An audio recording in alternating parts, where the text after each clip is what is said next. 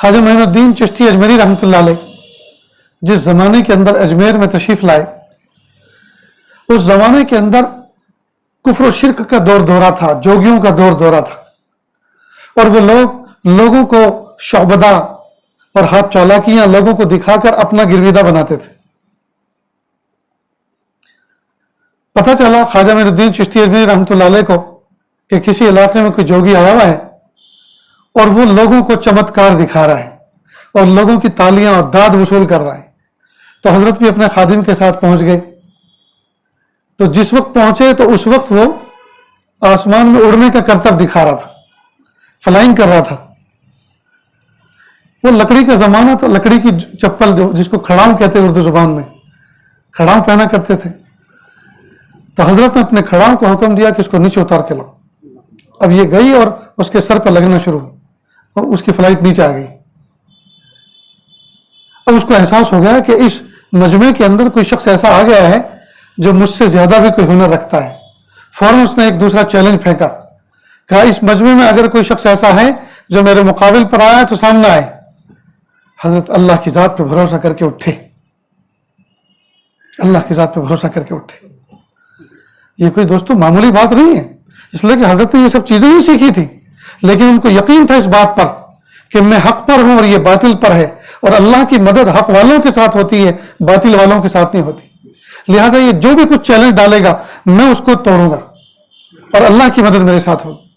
کہ اچھا آپ ہیں، میری جھولی میں ایک چمتکار ایسا بھی ہے جس کا توڑ آپ کے پاس نہیں ہے، اور وہ یہ کہ میں ایک پیالے پانی کے اندر اپنے وجود کو غرق کر دیتا ہوں اور پیالے پانی کے اندر اضافہ بھی نہیں ہو پاتا، اور پھر دوبارہ اسی میں سے نمودار ہوتا ہوں۔ کیا آپ ایسا کر سکتے ہیں؟ کہ منگائیے 2 پیالے، ایک میں آپ ڈوبیں گے اور ایک میں ڈوبوں گا، اور جیسے آپ ڈوبیں گے ویسے ہی میں ڈوبوں گا۔ دوستو میرا سنانا آسان اور آپ کا سننا آسان ہے، لیکن سوچو تو صحیح، ایک طرف حق اور ایک طرف باطل، لیکن ان کو یقین تھا کہ یہ جو کچھ چیلنج کرے گا میں اس کو توڑوں گا، اور اللہ کی مدد میرے ساتھ ہے کیونکہ میں حق پر ہوں۔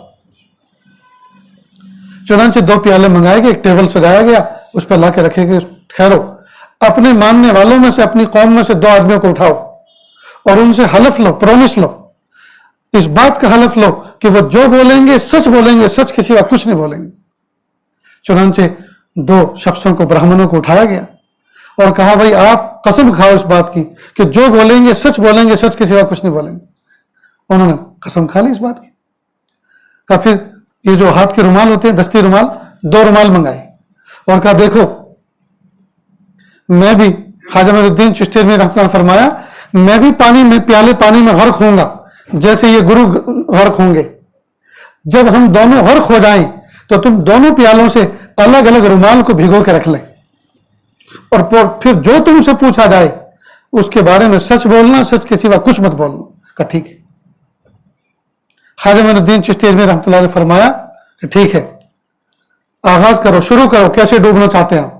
تو اس نے اپنے دائیں پیر کا انگوٹھا پانی میں ڈبویا اور موم بتی کی طرح پگھلنا شروع ہوا اور پیالے پانی میں غرق ہو گیا۔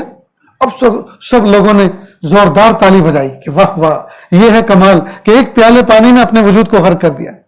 خواجہ معین الدین چشتی اجمیری رحمۃ اللہ علیہ اللہ کی طرف متوجہ ہوئے، اللہ سے مدد مانگی، اور اسی طرح سے وہ بھی غرق ہو گئے۔ پھر اور زیادہ زور سے لوگوں نے تالی بجائی۔ تھوڑی دیر کے بعد پھر دونوں کے دورے نمودار ہوئے۔ دونوں نے وہ کاروائی کر لی تھی، رومال بھگو کے رکھ لیے تھے۔ پھر خواجہ معین الدین چشتی اجمیری رحمۃ اللہ علیہ نے ان سے بھی کہا کہ سون لو، دونوں رومالوں کو الگ الگ رکھو اور سونگو، اور اس سے بھی کہا گرو سے کہ تو بھی سونگ۔ اس نے بھی سونگا۔ ایک رومال میں خوشبو تھی اور ایک میں بدبو۔ کہ سچ بتاؤ کون سے رومال میں خوشبو ہے اور کون سے میں بدبو ہے؟ کہ جس پیالے میں آپ ڈوبے تھے خواجہ معین الدین چشتی اجمیری، اس پانی میں جس رومال کو بھگویا تھا اس میں خوشبو ہے، اور جس میں یہ گرو ڈوبا تھا اس پیالے کے پانی میں جو رومال ڈبویا تھا اس میں بدبو ہے، اور ہم سچ کہہ رہے ہیں، سچ کے سوا کچھ نہیں۔ اب اس گرو نے پوچھا کہ یہ کیا ماجرا ہے؟ کہا پریشان مت ہو، نہ یہ آپ کے پانی کی بدبو ہے نہ یہ میرے پانی کی خوشبو ہے، در حقیقت یہ حق کی خوشبو ہے اور وہ باطل کی بدبو ہے۔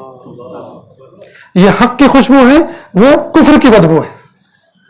بس اتنا کہنا تھا کہ قدموں میں گر گیا اور کہا, قدموں میں گر گیا اور کہا کہ اتنی تپسیا, اتنی مجاہدے, اتنی ڈنڈوت کرنے کے بعد اگر کمال ملا تو بدبودار, کمال ملا تو بدبودار, مجھے بھی خوشبودار بنا دیجئے. اور قدموں میں گر کر حضرت کے ہاتھوں پہ کلمہ پڑھا اور مومن مشرف اسلام ہو گیا.